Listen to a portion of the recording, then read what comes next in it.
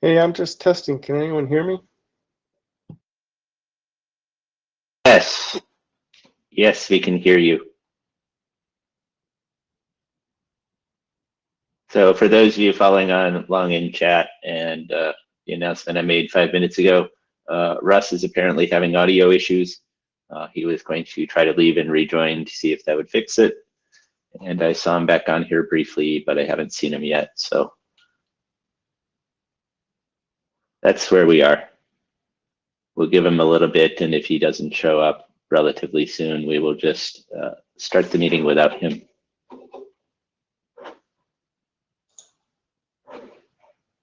Test 1, 2, 3, 4. Could you hear me now?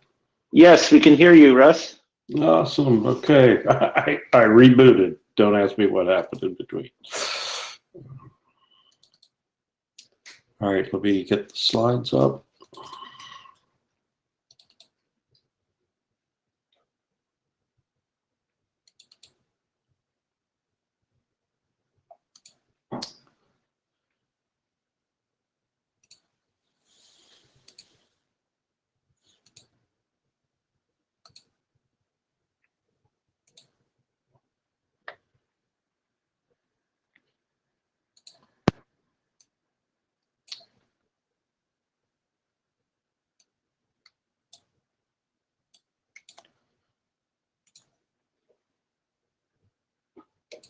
Okay, Tim, if you would watch the chat, I can run the screen, and I have all the slides just in case the presenter is not able to share their screen.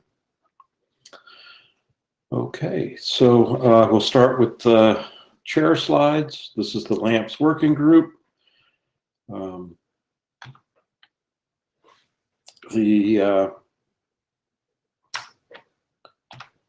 Note well, remind you, everyone, that please don't contribute unless you've paid attention to this. And this is the agenda for today. It's been out there for a while with very few changes. Are there any agenda bashes?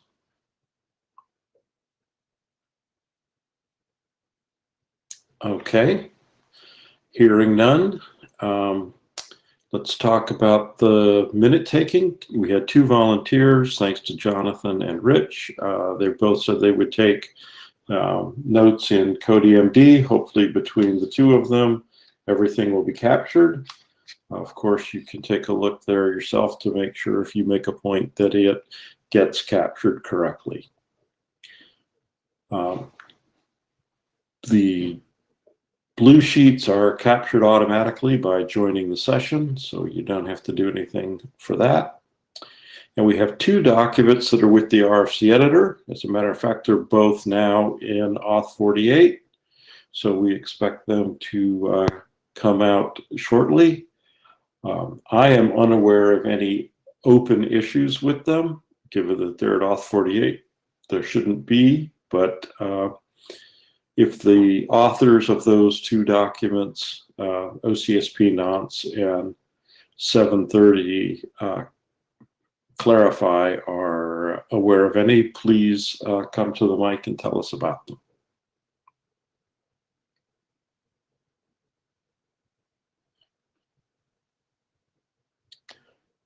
Okay, hearing none, we'll move on to the active working group documents.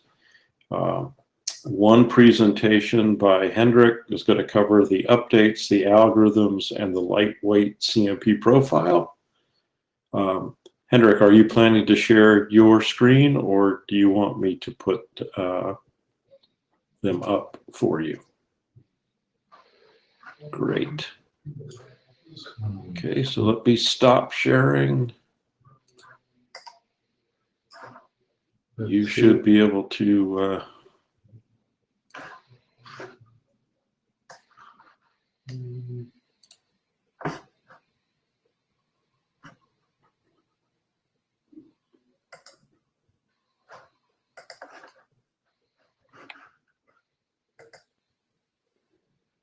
So So here we are. Okay, so if you could get rid of the thumbnails on the side to make it bigger, that would help. When you put it in presentation, that is not the one that gets sent to Medico. The edit version is the one that gets sent. Don't ask me why on that. Okay. I just put. So Yep, exactly. Thank you. this is the best way. Okay, I will mute and turn it over to you.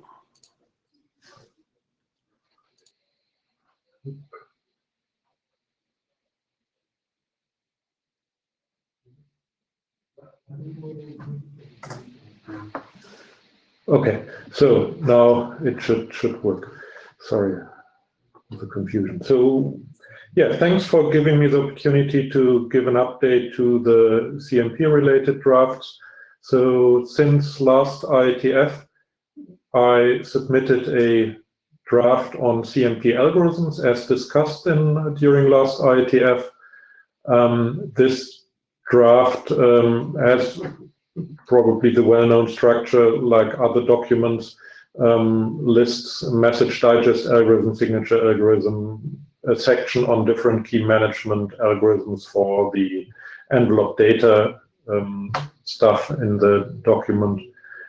Content encryption algorithm also used only in the context of envelope data, and message authentication code algorithms. So I will briefly show what the status is. First of all, I focused on section 2, 5, and 6 from the document and had some rounds there internally. Message digest algorithms, I have only SHA-2 right now in the document, but I would plan to also add Shake. Is there any other suggestion from the group on adding further algorithms? So I saw that there is Blake 2 out there, but seemed not to be in the focus of IETF. So any feedback here on hash algorithms that should be covered?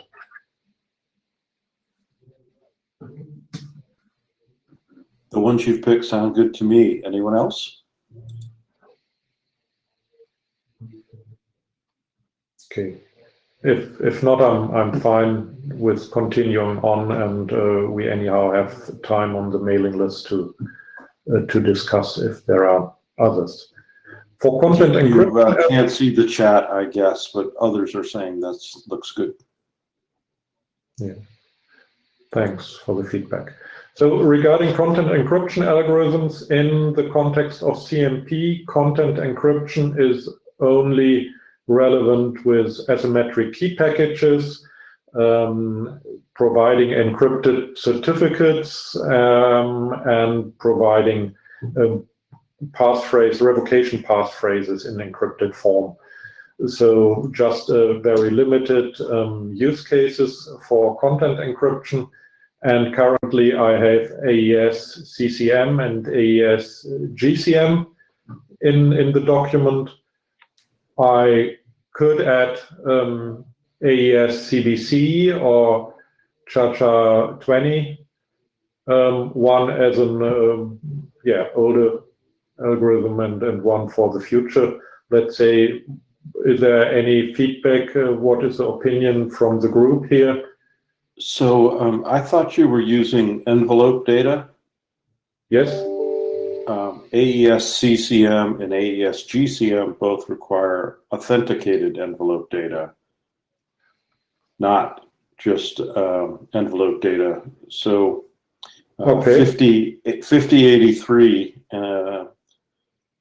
RFC 5083 specifies authenticated envelope data, but RFC 5652, which is what I think you're using, only has envelope data.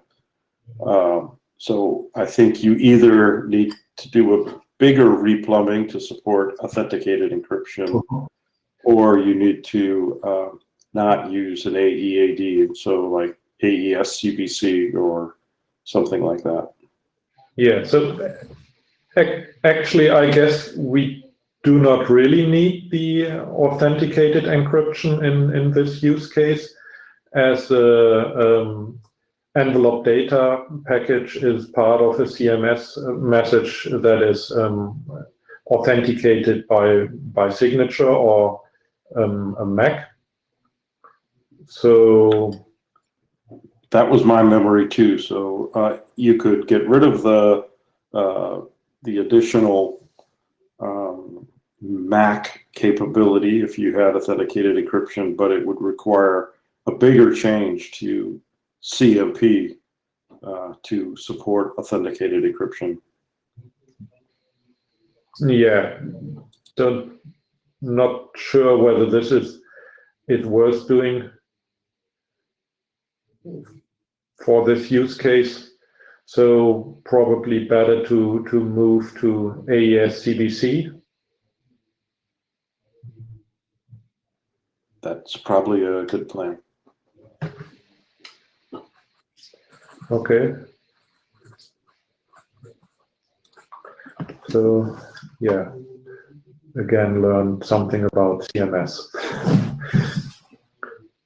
With regard to message authentication code, so from RFC 4210 and 11, we have these password-based MAC and Diffie-Hellman-based MAC.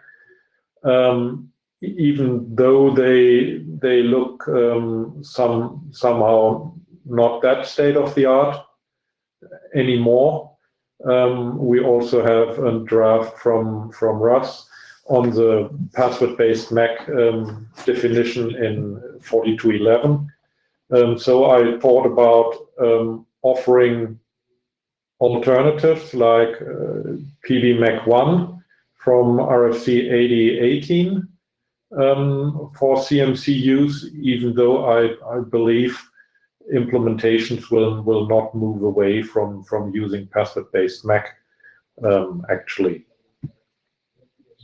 But in the context of other key management techniques, MAC algorithms are used, and also in the context of the password-based MAC, a MAC algorithm is used, and therefore we will also need to specify some regular MAC algorithms like SHA-2 HMAC, or maybe others. And that would be the question whether to add further MAC algorithms like AES GMAC. That was also a discussion on the list with regard to the update to 4211. And if we add shake hash algorithms, then the KMAC variant of shake could also be added. So on that thread, people were not particularly interested in CMAC. So I would stick to either GMAC or the HMAC based on SHA-2. Those were the two that had the most interest. Mm-hmm. I remember Sean Turner speaking, and I know he's in a parallel session right now, so that's why I raised it for him. Okay, is there a reason behind not having a CMAC, AES CMAC in favor? Oh, there's no problem with it. It's just we're just seeing a lot of support for GMAC because it's parallelizable. Mm-hmm. Okay. Good. So this is it. For the next slide, these are the sections I didn't look further into. So currently I have DSA, RSA, and ECDSA, all with SHA-2 in the document, and RSA, SSA, PSS in addition. I was thinking about listing some examples of curves to be used with ECDSA, like the NIST curves or newer curves like 22,519. What do others think? Would that make sense in this kind of document? I didn't see it in other similar documents yet.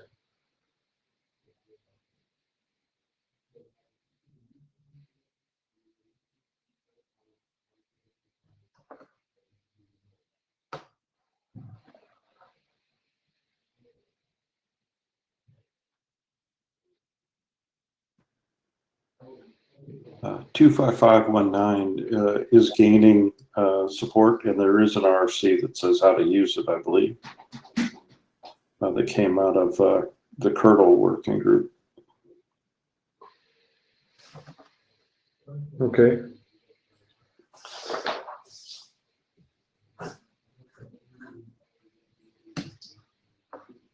Good. So yeah. Yeah, but it's not ECDSA with curve 22519. There's a signature algorithm called ED 25519. Yeah. Was that the stuff that came out of CFRG? Right. It's the CFRG curve, but there is a kernel draft, I thought, on how to use it for CMS. Oh yeah, you're probably right. Okay. I think you chaired that. I still do, as far as I know. Okay, just Yeah. Yeah. Okay. okay. Okay. So thanks for that.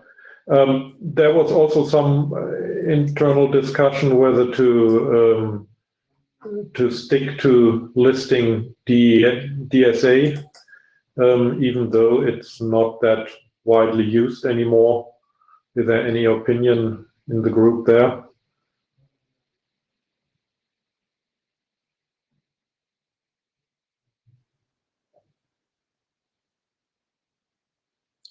I would advocate removing it unless somebody has a use for it. Okay. I guess speak up, please, if you have a need for DSA.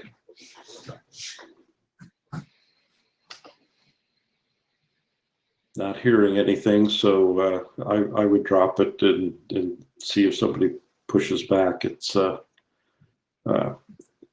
most people have moved on to bigger RSA keys or ECDSA. Yeah. So that's also my impression, and therefore, yeah, we were thinking also about removing it. Yeah, several people in chat want DSA removed as well. Okay. Yeah, I'm fine with that. Okay. Good.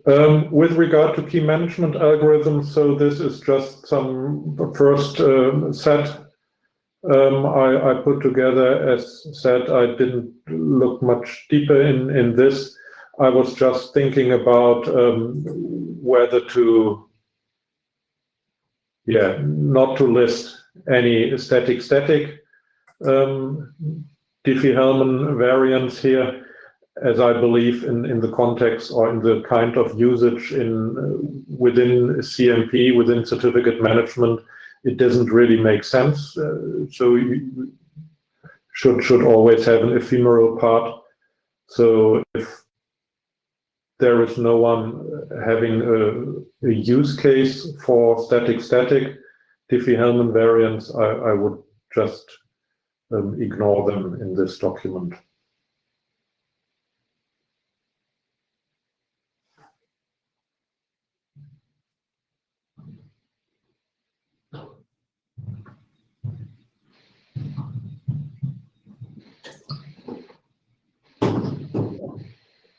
Ahead of me, I would recommend not just ignoring them, but maybe explicitly deprecating them. If you're trying to write a profile for modern, crypto that you expect to be strong, I would just discourage them actively. Okay.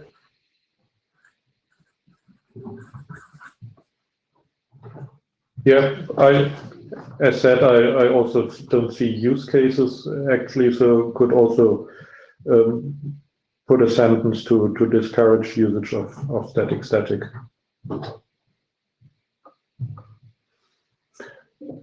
Good. For key transport algorithms, I just list standard RSA encryption and RSAES OPEEP.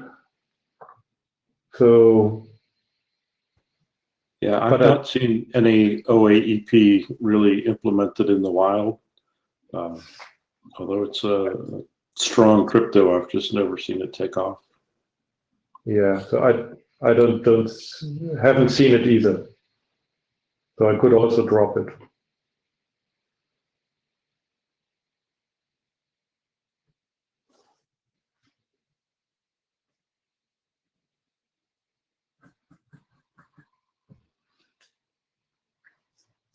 Okay. Maybe drop it, but don't unrecommend it like the other, like DSA, Yeah. ECDSA.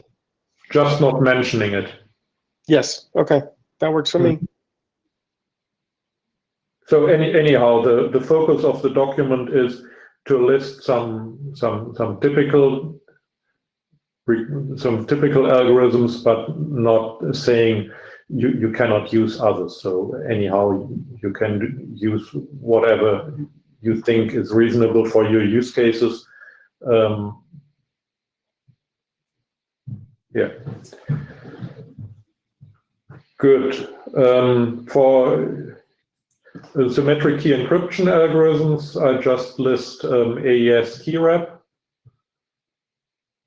And for key derivation algorithms, PBKDF2.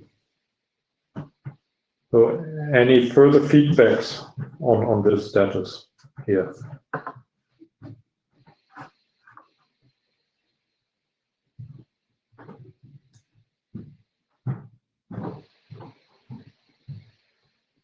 Okay, so I jump to the next slide. So on the status of CMP updates,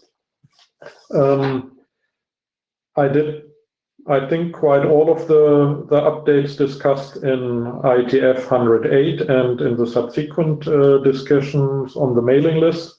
So I added the asymmetric key package structure for centrally generated keys. I did some clarification on the usage of general message together with EC curves after discussion with Russ on the mailing list. I updated or I added the sections on the new general message types that are used in the Lightweight CMP profile, just to add the new part, the new OIDs and ASN1 syntax for these general messages, and the detailed usage is still in Lightweight CMP profile document. I also make use of the ID rec control controls from CRMF instead of RSA keylang variable in the certificate request template structure. I'll have further questions on that later on. I also updated the Appendix D2 of 4210 and just referred to CMP algorithms document for an updated list of algorithms, mandatory algorithms here. I also added the URI discovery part from the Lightweight profile document to CMP updates, as the usage of .wellknown is kind of changing the normative part of 6712.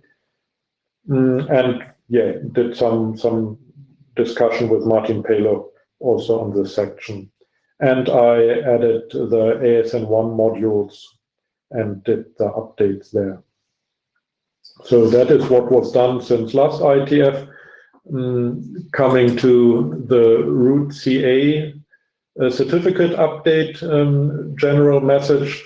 This is a general message as it is currently specified, but after discussing this internally, we figured out that this exchange is unspecific on which root CA, for which root CA we are requesting an update. So currently, if there is a PKI that serves different root CAs, then currently we have no means to neither specify for which root CA we want to have an update, nor can the PKI respond with a set of updates for all of the roots it has. And therefore, we're just discussing about solutions, and our main suggestion was to just put the old with old, so the old root CA certificate into the request message, and then it is clear on what update is requested. So you're just going to pass the what it becomes is this, are there any updates to this root certificate? Because it's not the old signed with the old. So the old signed with the old is a current root CA certificate. And if we would put this into the request message, then the PKI knows for which root CA is the update requested. If we're going to change that, don't we need to assign a new OID so that existing implementations don't choke when they get a root certificate there instead of a null? So we introduce in CMP updates this OID. So this is new. It is a new OID. Okay, thank you. Yeah, as of today, we are free to specify it.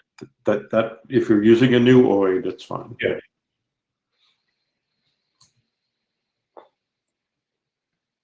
So yeah, the question would be, would we then need a different OID for the request and the response message? But I thought it is okay to use the same OID here and just specify. No, that's correct. It's the OID is used for both. Is the way I read the spec, but in the context tells you whether you're doing the request or the response. Mm-hmm. Good. Okay, if no one objects against this suggestion, I would just update the draft accordingly and move to the next certificate, the next general message type, this certificate request template. We kind of have a similar issue here. So typically we see PKIs where a CA supports different certificate profiles. So for example, it's OPC UA certificates and TLS client and other certificates for maybe other applications. So one CA could serve different certificate types or certificate profiles. So if you send a request message to say, give me the certificate request template to a CA, then it may be not clear which template to respond. So therefore, yeah, we also thought about that we have a similar issue with sending a request message, a certificate request message to a CA. If the CA supports different certificate types, it is maybe not completely clear which certificate profile to use on that CA. And therefore the question was, do we need, or how does other certificate management protocols handle this? I know that EST has a get CSR attributes message, but I'm not aware that there are means to differentiate for which template they request the attributes. So yeah, the question is, are there any ideas on how to handle this, or is there any best practice? And if not, we could think about adding some content on the requested certificate profile in the PKI header general info field.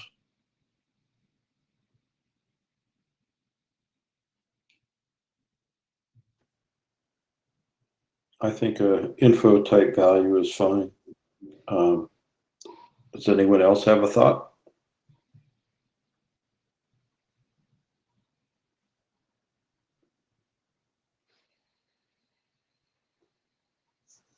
I would say go with that suggestion. Okay, good. Thank you. So let's move on to the next. Generally, as shown on, maybe I jump back, as shown on this slide, we use the controls here. So these are attribute type value as defined in RFC 4211, and we use it. So they are supposed to be used in the context of certificate requests.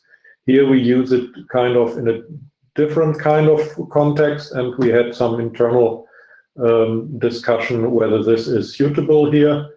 And I just wanted to double check with the group whether it is okay to register new rec control types or OIDs for the usage in this certificate request template general message, or whether we should do it differently.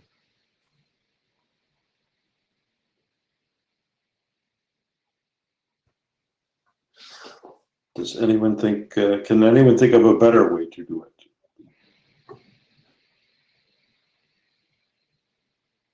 Yeah, I guess Ayanna's going to get some additional requests for OIDs. Go ahead. Okay.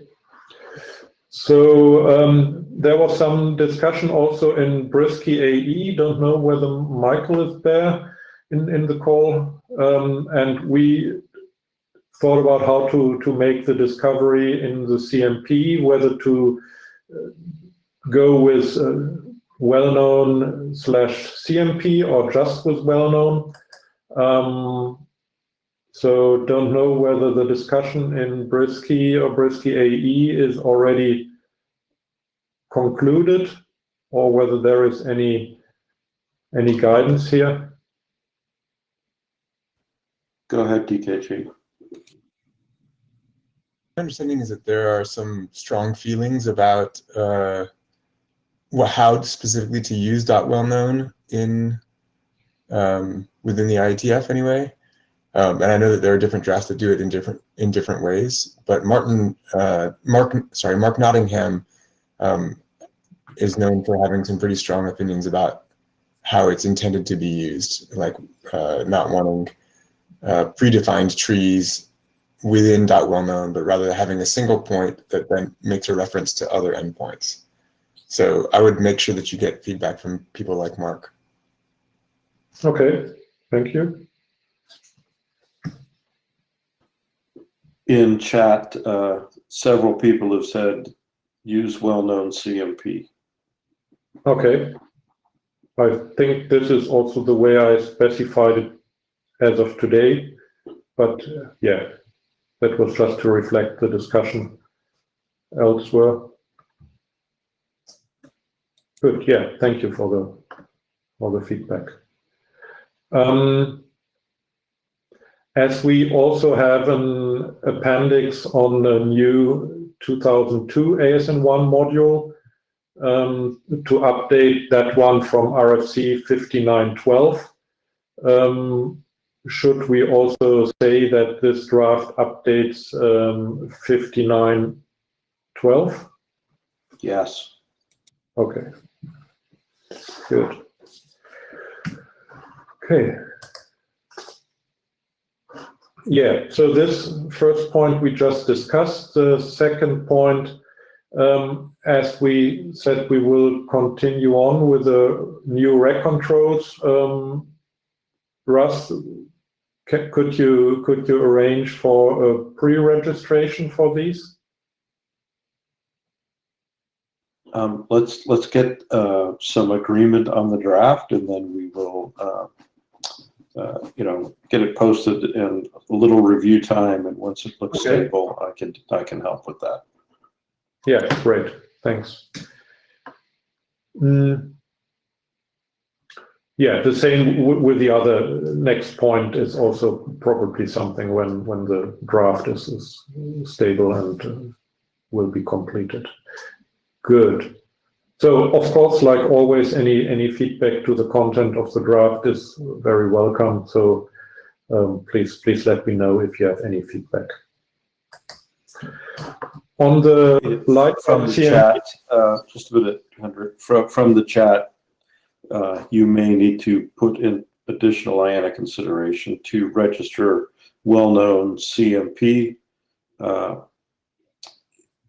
And if after the meeting, if you take a look at the chat, it tells you which exact IANA registry.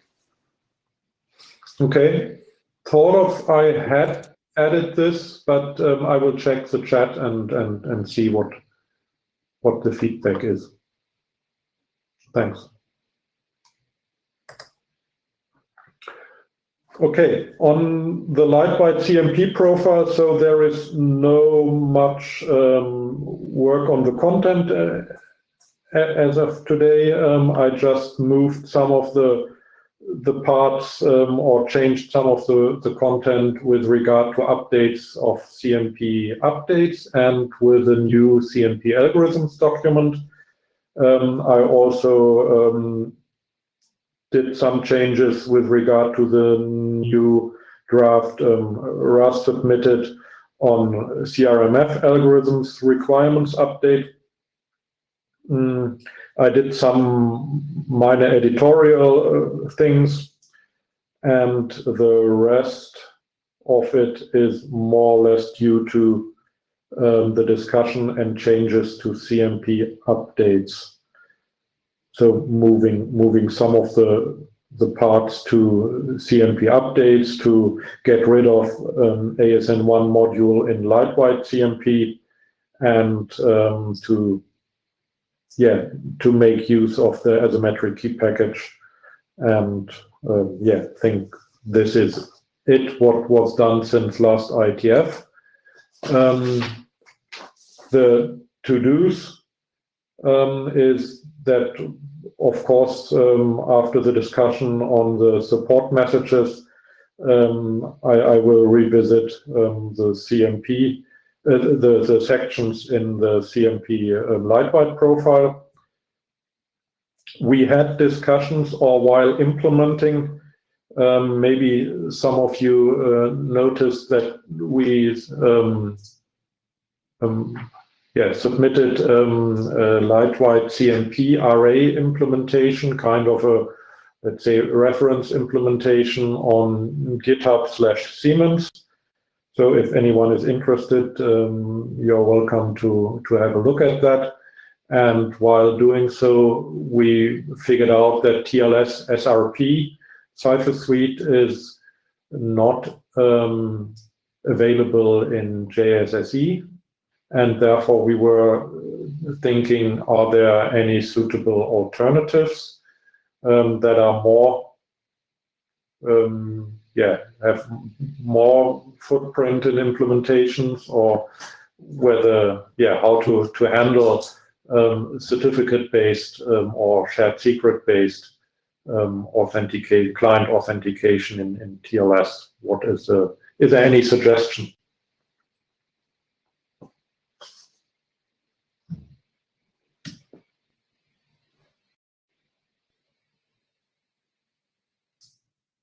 Okay, so we also didn't figure out a better solution. So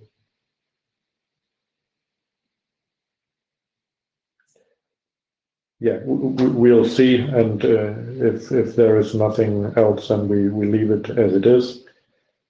We will have to do an update of the certificate request template in the appendix, and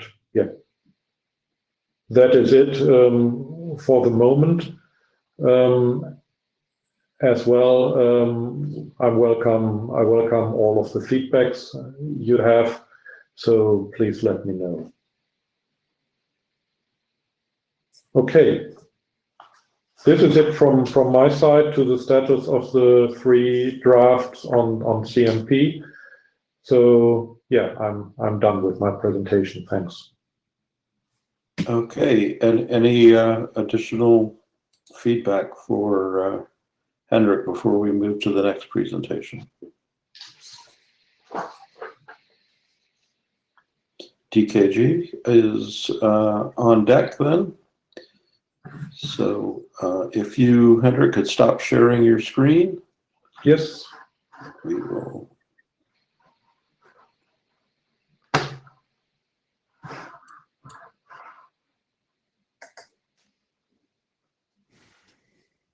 You're still sharing. Yeah, I'm okay. issues with unsharing. It's up top under your name. There's a little publish screen. You click it again to stop.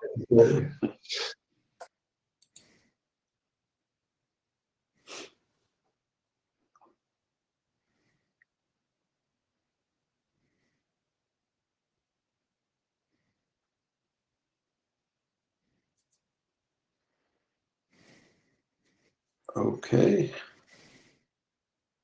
Now we're going to talk about header protection. There's going to be a tag team on this one, I believe. Go ahead. Can you hear me?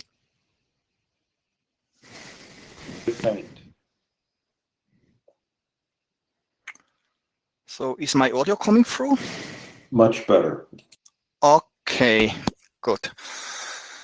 So this is Björn Hüneisen. I'm making this presentation together with DKG. Like, I will have a first section that is just like saying what happened so far, and Daniel will then take over and discuss some issues like more like what's coming from now on. During my part of the presentation, there may be clarifying questions, but not contributions for discussions. Those should be postponed to Daniel's section. Next slide. So what are the changes since last time? We had a lively discussion during IETF 108, and most of the feedback has been implemented, at least those cases that were not too complicated. This includes an editorial cleanup that was like, in particular, abstract and introduction needed to be rewritten, which was complained about for good reasons.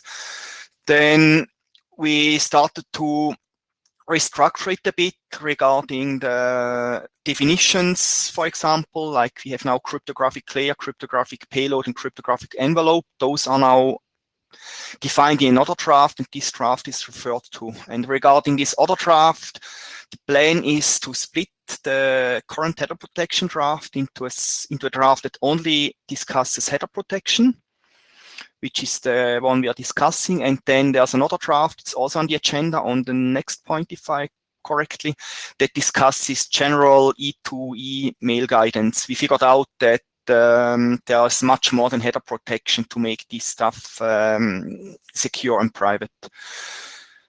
We dropped the encrypted only messages case, as well as any other cases that are not signed only and signed and encrypted.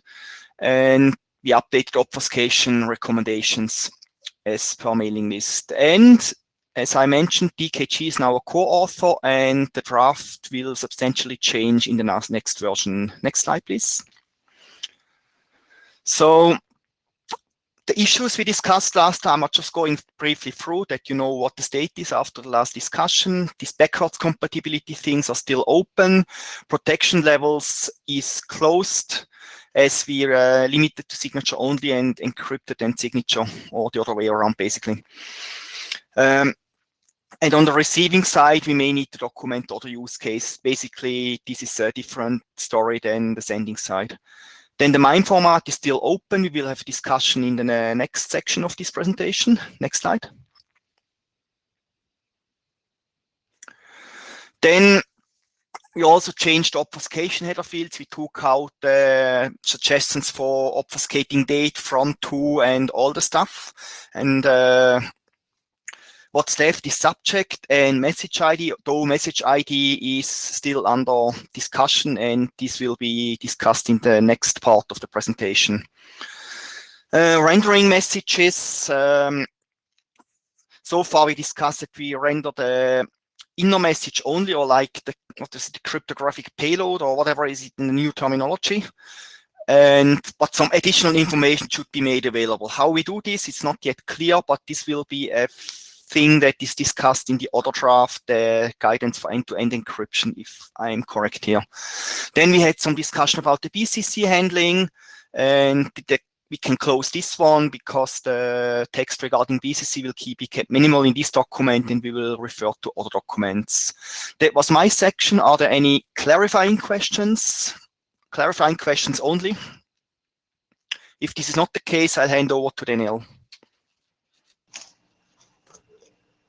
Thanks, Bernie. Can folks hear me okay?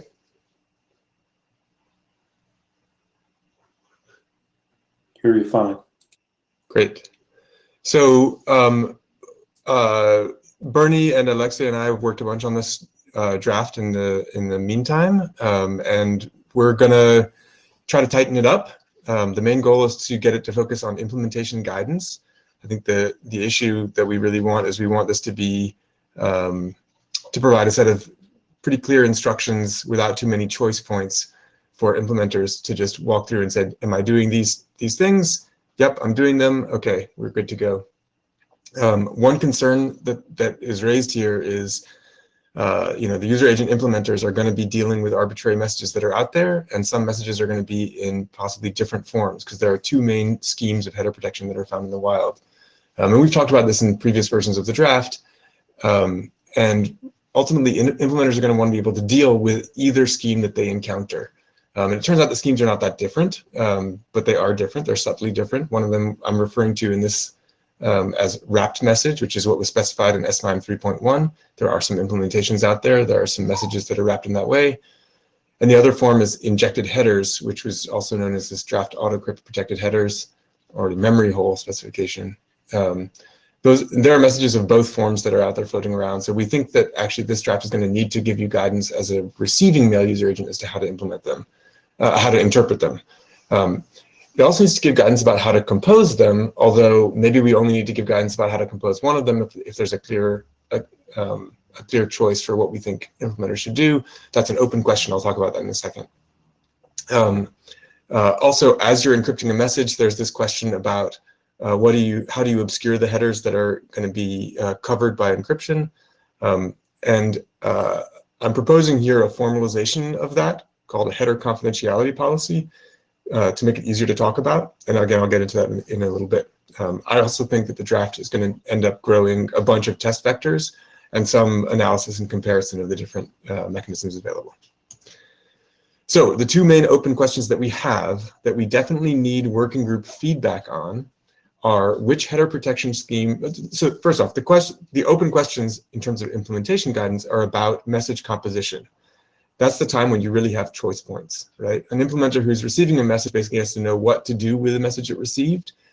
But when it's emitting a message, there will be some choices to make. And we think that the draft should give clear guidance about what to do. And so the two main questions are, which scheme should you use when you're composing a message with header protection, and what should your, if you're doing an encrypted message, what should the header confidentiality policy be? So I'm going to go into those in a little bit more detail, a couple slides on each one. And so, I'm going to be posing specific questions here for the working group. Obviously, this is going to be taken up on list eventually, but I don't claim to have answers to these things right now. They should be pretty straightforward questions, but the answers are not clear yet. I have a proposal about ways we can think about this, ways to go forward, but no specific answers. So I just want to highlight this because this is the open questions that we'll be working on as the next revision comes around. So here's the two header protection schemes that are out there. On the left, we have the wrapped message, which uses this message RFCA 22. Some of that, this forwarded equals no tag, I don't know if anybody was on at dispatch earlier this week, but it was discussed. Maybe it's not forwarded equals no, maybe it's some other mechanism. But basically there's this one wrapping part, and then there's the embedded part that has the headers. The bold in this diagram shows you where the protected headers live within the cryptographic payload, right? So this is, here, regardless of what kinds of cryptographic protections are in place, you have the cryptographic layers on the outside, those form the cryptographic envelope, and then the protections arise because the headers are present inside the payload. And in wrap message, they're in part B there in this diagram. The other alternative is injected headers. And just look at the top one there for a second. It looks an awful lot like wrapped message, the only difference being that there isn't this wrapping layer. And there's a different content type parameter that's supplied. Protected dash headers equals v1 is the structure that people are using on the network today. But basically, it's the headers live on part D, and they live on part D just directly inside the cryptographic envelope. There is a weird corner case for an encrypted message that's being sent to a client that isn't going to be able to read, that isn't going to know about injected headers. And that adds this legacy display part, which is a way of just sort of stuffing an additional text part that includes the headers that you would think that a legacy client would want to know about, so that, for example, so that you don't hide the subject from them. The person who's reading the message can still see the subject even if it doesn't sort of land in the right place in the mail user agent. So it's really only this with legacy display is a bit more complex as a structure, but if you look closely, you'll see that I, J, and K in that legacy display are the same as D, E, and F in injected headers. And it's just about using multi-part mix and a text plain part to stuff an additional display field. The idea is that an implementer who's receiving messages that look like this can detect that that's a legacy display part and avoid rendering it entirely because they already know that they get the headers from the right place, which is part G or part D in the without a legacy display. So those are the two schemes. And then the question is, how are we going to choose at composition time or at implementation time which of the two schemes we're going to recommend? Maybe the draft should only recommend composing one. And I'm proposing this particular analysis matrix to do that. So what you're seeing here is a chart that I'm proposing that we need to fill in, hopefully as a group, that describes different scenarios for message composition and sending and receiving to think about the header schemes. So the vertical axis here is protections, is what kinds of protections you're applying to the composed message, right? Is it signed? Which type of signature form is it? Is it signed and encrypted? As Bernie mentioned, we are not going to deal with a case where you're just sending an encrypted message. We think that the draft should encourage basically only one of two choices, signed only or signed and encrypted. On the receiving side, of course, lack of signatures or signature validation failures mean the receiver is going to need to deal with messages that are encrypted but have no valid signature. But at the generation time, there's only two sort of choices, signed and encrypted versus signed only. Of course, there are two different kinds of signed only in PKCS7. But anyway, the horizontal axis here is what we think the recipient mail user agent can do. Now, obviously, if you're sending a message to multiple mail user agents, they've got different, they might each have different capabilities. But we'll just think about the case where one recipient is looking at the message. And I've divided here the categories of recipient into three buckets. There's the folks that fully implement the header protection scheme that we recommend. That's the green columns on the right. And we want to think separately about how do these mail user agents render the message, and also how do they behave when you reply to the message, because that might be different as well. And so in the yellow column on the left, we're talking about mail user agents that are legacy clients that have no crypto capabilities whatsoever. And in the blue, we're looking at legacy clients, legacy just meaning they don't implement header protection, but they do have cryptographic capabilities already. They have the standard cryptographic capabilities, but they don't understand this header protection thing. I think that's the majority of all the mail user agents that have crypto right now. And so those 8 boxes that are in there that are unfilled in, I think are the things that are going to make a difference, because the ones that are already filled in should be the same regardless of header protection scheme, right? You get unreadable messages in the 4 boxes in the lower left. Everything is perfect on the right in the green. And so we really need to think about those 8 boxes here in the middle. So I don't actually have the answers for what this looks like, but I'm just framing this as how I think we should be evaluating which header protection scheme to use for message composition. If people have concerns about this as an evaluation scheme, or they want to suggest additional nuance, I'd be happy to hear it, both now and on the list. But just so you know, this is sort of where I'm thinking we need to go to evaluate which scheme to recommend. So not seeing anyone in the queue, I'm going to go ahead with the next section. So that was header protection schemes, different header protection schemes. And then this is this header. I would like to ask if anyone disagrees with this approach, please speak now. Yep. Or raise it on the list, but raise it soon, Right, soon. but real soon. Yep. Because we want to keep going here. And you know, Indeed. obviously, if we complete this analysis and there's no clear answer, then we're going to need to figure some other way to carve it up. But let's get the data right. Yep. Okay. I'm not hearing anyone think this is a bad way to explore the problem. Cool. So this may mean that I ask you on the list to like try out the mail user agent that you work on, or old versions of the mail user agent that you work on, or the mail agent that you use. And if you want to just give some feedback, say, hey, I tried and it looked this way. It'd be cool to get that from people on the list. So I hope people will consider doing that.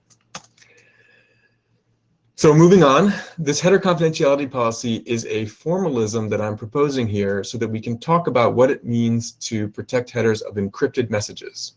So this is not about signed only messages. We're just talking about messages that have a layer of encryption. We don't actually believe that we can give all of the headers of the message the same protections that the message body has in terms of confidentiality, because there may be routing issues or spam abatement issues or whatever. So the question becomes, how do I choose what to put on the outside of the cryptographic envelope, given what I know is going to go on the inside as I'm composing it? And so this is a simple formalization, which is we're defining the header confidentiality policy as a function that takes the name of the header and the value of the header as it looks on the interior of the cryptographic envelope, that is in the cryptographic payload, the protected header. And we're going to map that to a value that goes in the output. And if the value that goes in the output is a special value null, then that means we won't even bother putting it on the outside. So this is just a simple way that if you're an implementer or you're a researcher, you want to document how header protection can work or should work in the future, you can say, hey, here's the new header confidentiality policy, the new HCP I think we should use, and we can test that. I want to be clear that for this particular draft, I hope to recommend one particular HCP by default. And the idea of declaring this HCP formalism is that future drafts could propose new ones, and we can talk about what the consequences of those things would be while having a very concise summary of what the actual proposal under discussion is.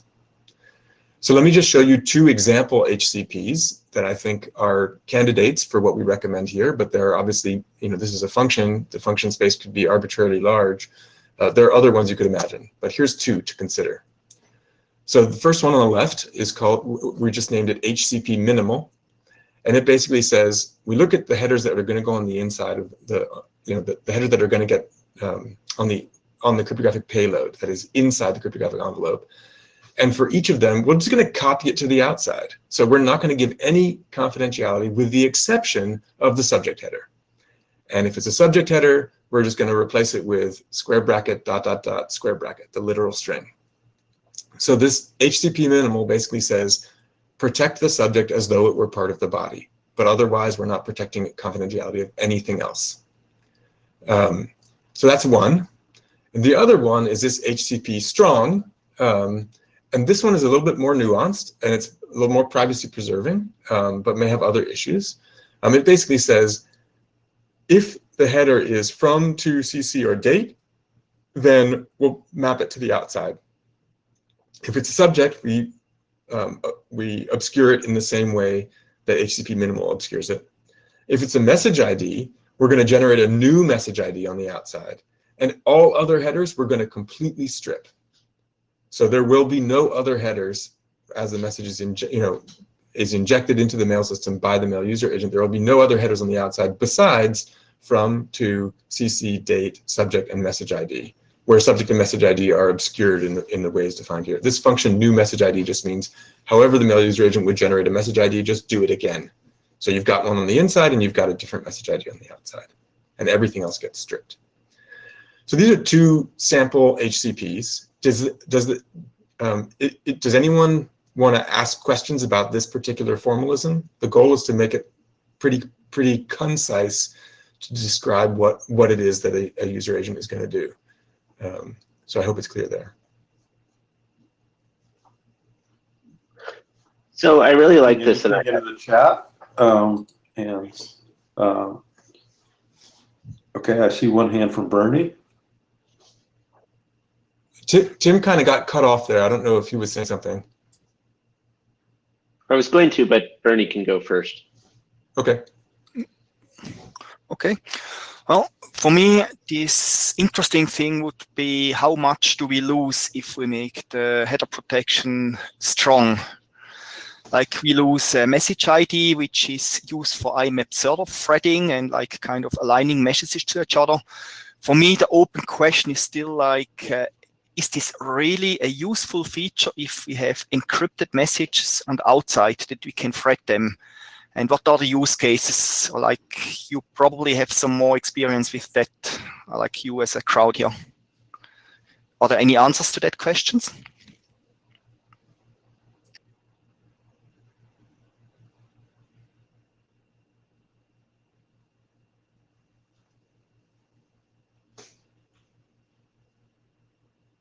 Not hearing any. So. Ross, sorry, I just put up the hand. Maybe can I just speak quickly? Sure, go ahead. From me being both a SMIME implementer as well as I'm a client implementer, the positive thing about threading, you can thread messages without downloading them in full. So not being able to thread them would, if you have to download all the messages before you can thread them, that's way more bandwidth, way more CPU power and stuff like that. You might agree or disagree with this goal, but this is basically the advantage of this approach.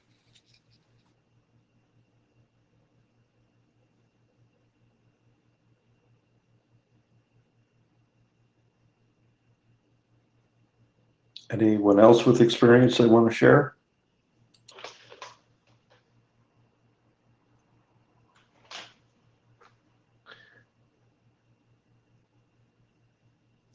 The only other thing Sorry. the only thing I wanted to mention here is I'm maybe showing my former mathematician roots, but there's an implicit assumption here that your HCP function works on a header by header basis, and I think it's a correct assumption that there isn't a HCP we'd want to think of that doesn't work in that manner, but that's one of the drawbacks of this mathematical model that you have here. Yes, so there's a number of sort of sneaky implicit assumptions in the HCP as it's defined here, and if we find that those assumptions are problematically wrong, I'm fine with trying to refine how we declare an HCP. In addition to what Tim mentions, it also the function has the benefit of being sort of stateless, in that it's probably not supposed to like keep track of what other scrubbing it's done. It's not, it doesn't appear to be ordered. It doesn't appear to have, there's no other inputs like other special information that maybe the header, maybe the mail user agent happens to know at message composition time. So it is actually a fairly constrained space to do the reasoning about. And if people come up with proposed HCPs that require a different function signature, then, you know, we can talk about them. And we can talk about changing the signature of it, just, you know, like new inputs, right? Like a user flag that says, do this and that. But I think that trying to keep it as simple as possible in this initial version so that we, you know, we have a clear thing that we can suggest initially is going to be a useful approach.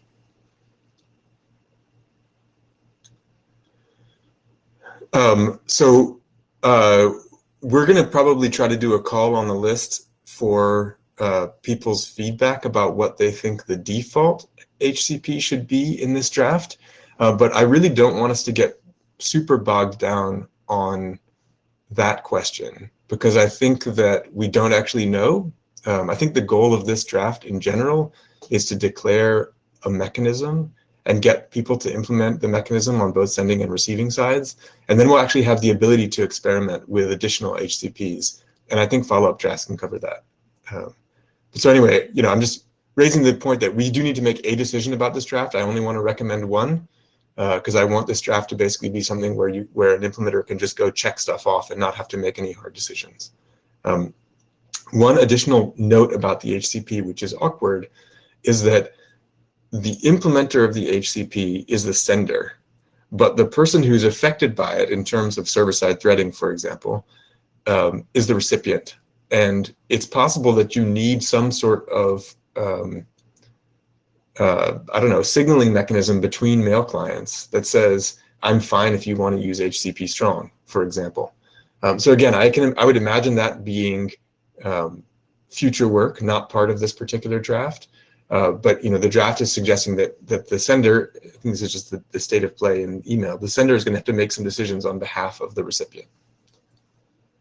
So that was the kind of reasoning that led to SMIME capabilities. Mm-hmm.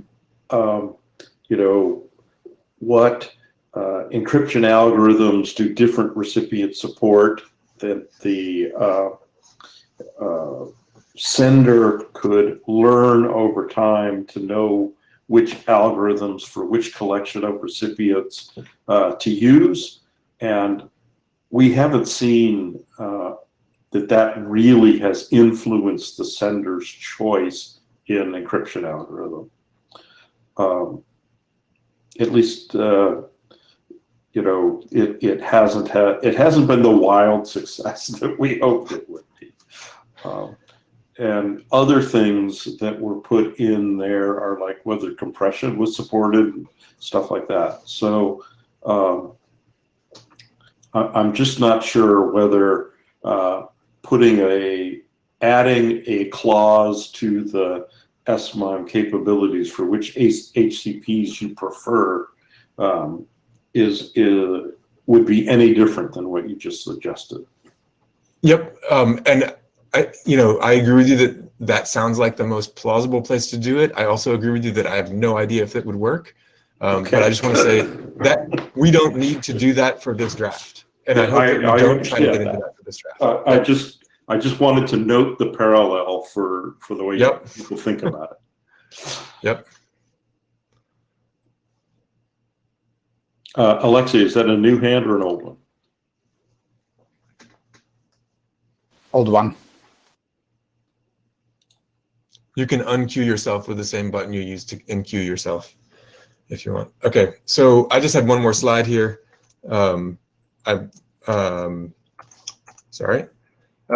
So in the course of trying to tighten this draft up and make it a clearer set of guidance for implementers, I actually realized that there are some interesting subtleties. And you know, Russ, feel free to yank this, because I could go far over time in all of the like weird details and corner cases that came up in this discussion. But just to identify a couple of interesting ones that came up around the header confidentiality policy question. and this is something, again, we may not solve in this particular draft. I just want to give people a heads up. If you're a mail user agent implementer and you're thinking about these questions, I'd love to hear your feedback on how you would solve the problem. But so here's an example. The sender, you receive a message from someone who used a stronger HCP than you would use by default. When you reply to their message, you're going to stuff some stuff in header fields that they would have obscured, but you didn't. Now, we all know that replying to an encrypted email in the clear is pretty bad form, and you don't want your mail user agent to be the one that does that. So how do you adjust your HCP if you receive a message from someone with a stronger with a stronger HCP than you have? How do you avoid, like, say they protect the say they're using HCP strong and they strip out references and then reply to, and they mangle the message ID, but you're used to just using HCP minimal. Are you going to end up leaking all of their references tags that they avoided leaking before? Like, that's a little bit weird and awkward.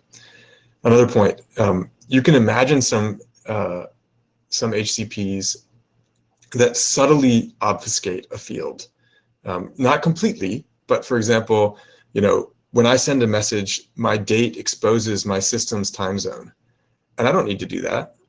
Why do I need to expose that on the wire? Maybe I want the recipient to know what time zone I'm in, but I don't want the mail transport system to know what time zone I'm in. So maybe I have an HCP that takes the date and just translates it to GMT. Or UTC, or whatever we're calling it these days, right? Or maybe it takes the email addresses that are in the to and the from headers, and it removes all the display names and just puts them as raw email addresses in those headers, right? So these are subtle obfuscations. They would show up when you're looking at an email. They would show up as being things that don't match. The outside of the envelope doesn't match the inside of the cryptographic envelope. Doesn't match what's on the inside. But it's not like it's fully confidential, because the actual date is still there, just the time zone's gone, right? Or the email address is there, but the display name is gone. And so there's like a user interface and user experience question about how you identify to the user that a header might have been obfuscated or might have been partly obfuscated, that I think is a real challenge from a usability perspective. And it's also a challenge in terms of when you're looking at a message and you're trying to decide how to reply to it, which headers do you want to make sure you obfuscate and in what way, so that you don't end up leaking more of the information than came in. And Bernie already mentioned questions about what is the impact of header confidentiality policy on IMAP threading, IMAP header search, server-side spam filtering, and things like that. So these are just some wrinkles that we're going to need to grapple with if this thing actually gets traction, which I hope it will. But I wanted people to have it in mind. Bernie's in the queue. Bernie, you want to speak up? Yes, just a remark regarding this header confidentiality policy strong. It's basically what we have implemented at PEP, and we are only using the inner message and leave the outer message out. But sometimes comparing the outer and the inner side may be confusing, as you mentioned, but I don't see a problem with the HCP strong in the implementation wise. Question is only like what we do with implementations that do not implement it correctly and start to leak data. Yeah, so I want to be clear. When you say that what PEP only uses the inner layer and leaves the outer layer alone, one way to interpret that would be that you're talking about how you receive a message, right? And I want to be clear that HCP has nothing to do with message receipt, right? We have a standard set of rules. Yeah, I agree to that. Well, but so the way the draft is written, there are no decisions to be made at receipt time. We had the draft outlines a deterministic set of ways to handle the message, and of course, implementers who haven't implemented the draft won't do those things. Yeah. But there are no choices to be made at receipt time. It is an unambiguous mechanical process. The only choices that you have are at sending time, and that includes, so the tricky bit, of course, is sending time that involves a reply, right? That's where the subtleties really get tough. But just to be clear, like when Bernie's saying that PEP has implemented this. I think what you're saying is that PEP is implementing the HCP strong for sending time,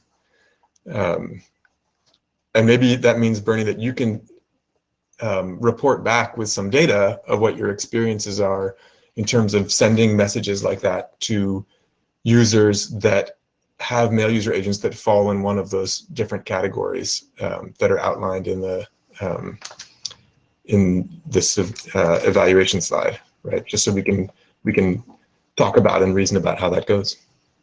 That kind of data would be really useful for us. Yeah. Like, first of all, I was referring to what you said, that the sender makes a choice that has an impact on the receiver. That was basically the comment about. So of course, this is on the sending side, but it impacts the receiver. And what I want to say, we have a system in place that didn't cause any of these issues that we observed. That doesn't mean that they don't show up with other implementations. But that's all what I said. And yeah, we can share the experience if that is needed or if that is useful. Great. So I think that wraps up this presentation, unless other folks have comments.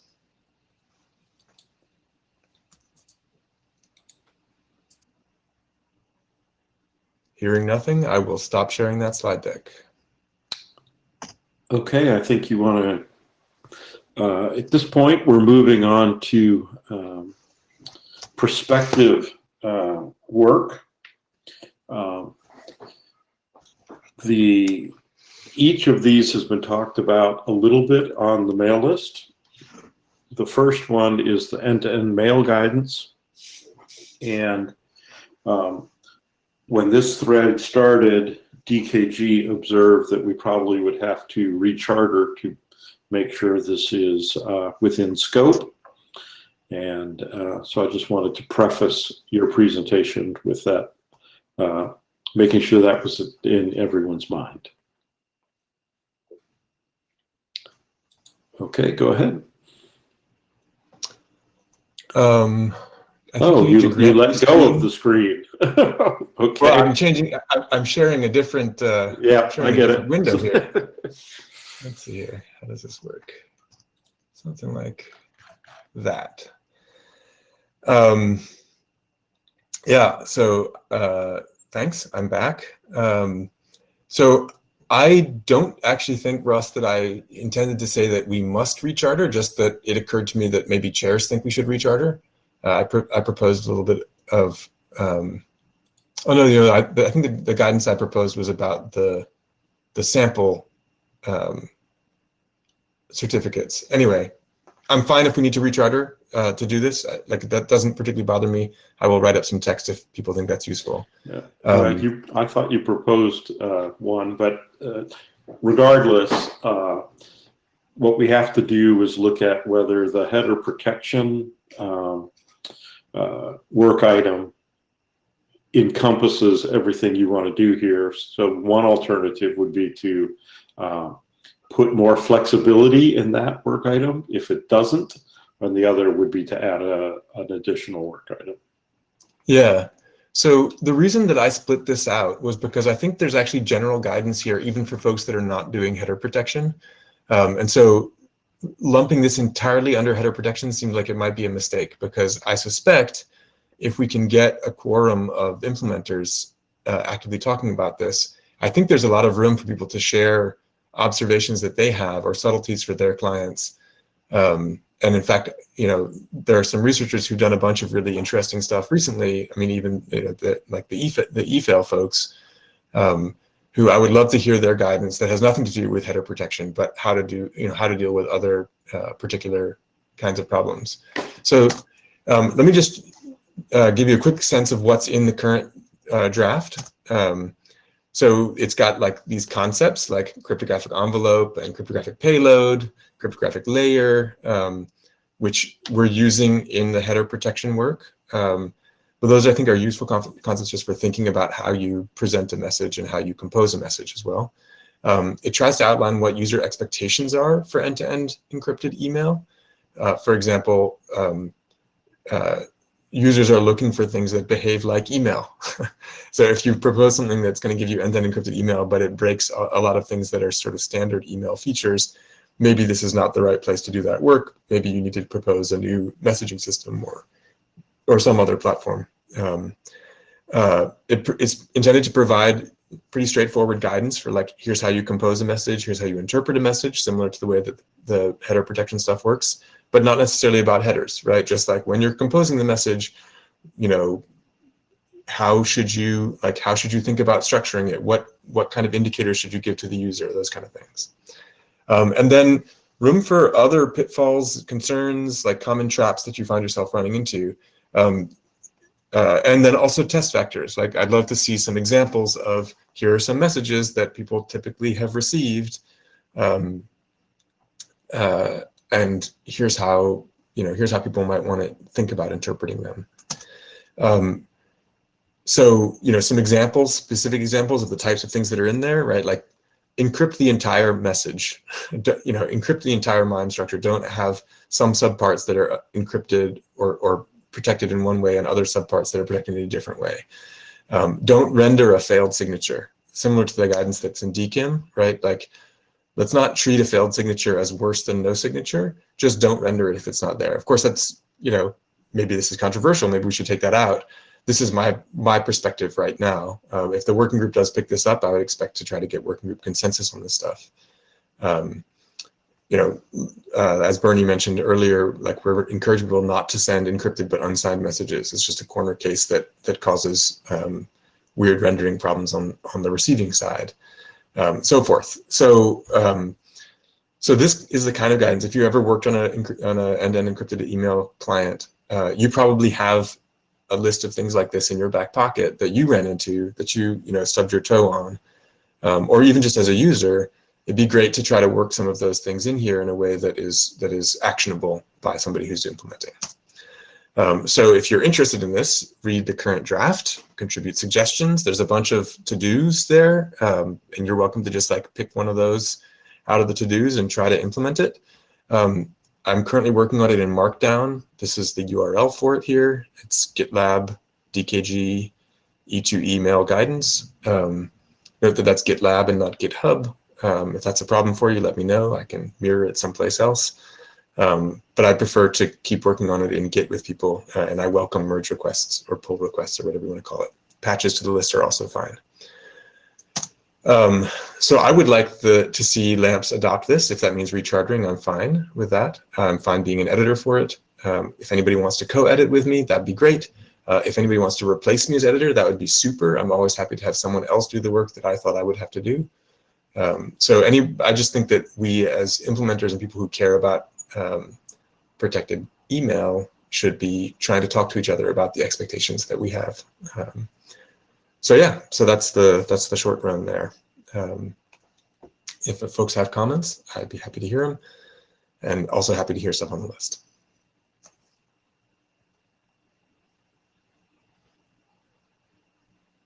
The high level question is there anyone who thinks we should not do this work?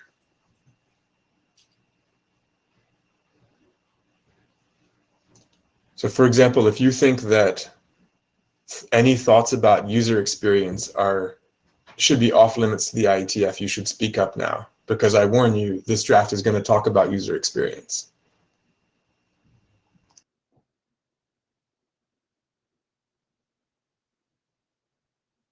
Happy to see no obvious objections, although maybe the fact that maybe the hour is helping to keep the complaints down.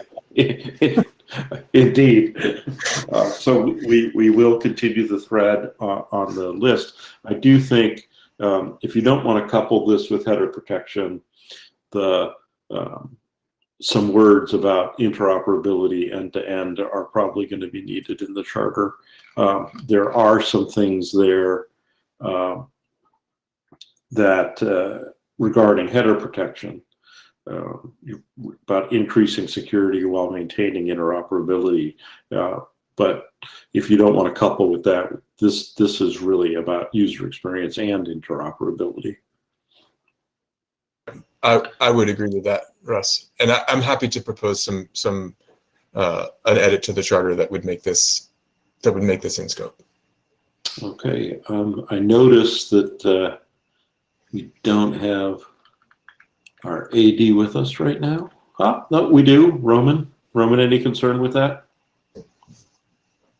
I don't have any concerns. Generally, I know there's always a tension with how broad and how specific we do things in this working group. I'm in favor of always a little more general, so we don't have to constantly recharter. And I'm good with the UX because that's the whole other part of security. Okay. So why don't, as a next step in the thread, DKG, why don't you propose that broadening of the charter, and that will guarantee that if there's anyone who is not happy with this work, they will speak up. Yep, Okay. I will do that. All right, great. If you could stop sharing your screen.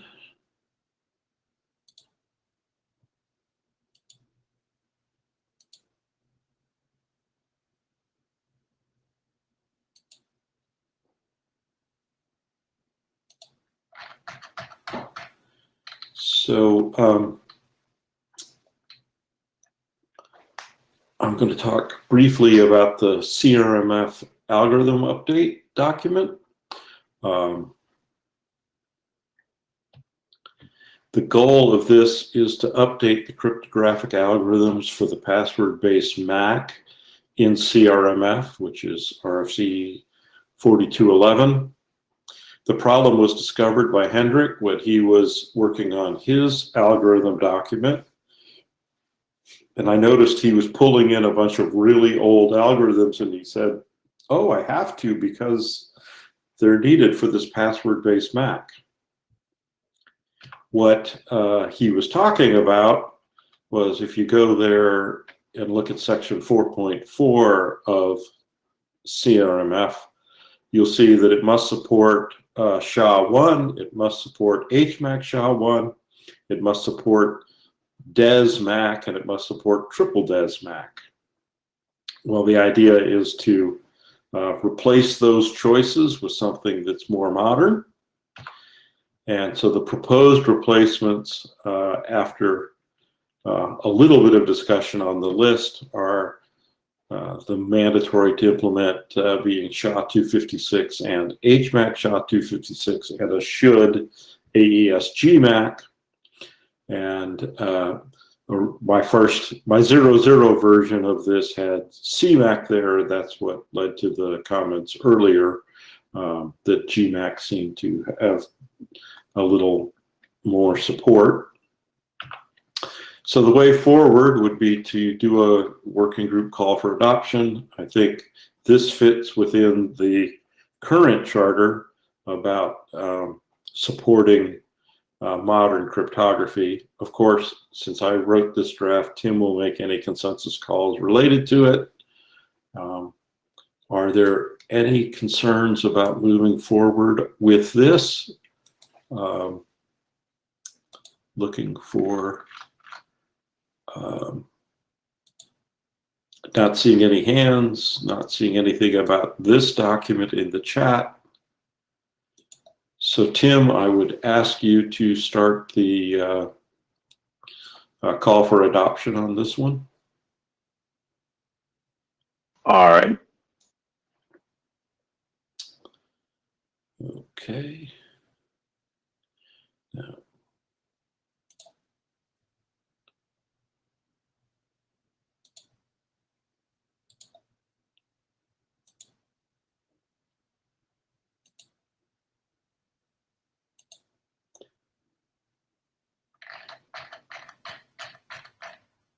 wrong. Okay, so it turned out that when I went to write the section in the document that we just discussed for how to do GMAC, I could not find an algorithm identifier for it. So I asked Quinn and Tim Polk to look at that, and Quinn came through and assigned one for it. So The simple goal of this document is to move forward and put out the ultimately RFC that defines those algorithm identifiers and the associated parameters. So they were assigned for the 3 AES key sizes, and the parameters are all the same for all 3 key sizes. Basically, you need a nonce because that's the way GMAC works. It's essentially an IV for the MAC function, and you can get a resulting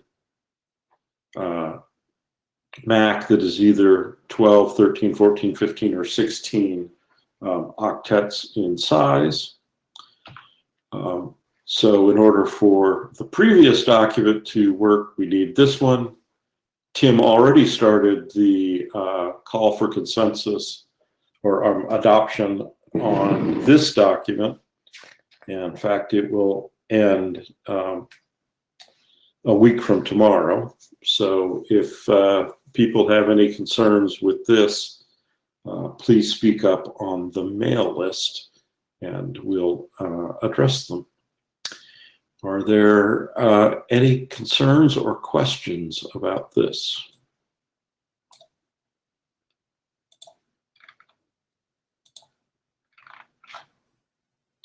Okay, I see some support in the chat. I see no hands. So I think I'm done. This brings us to the end of the agenda. Are there any other topics we need to talk about today?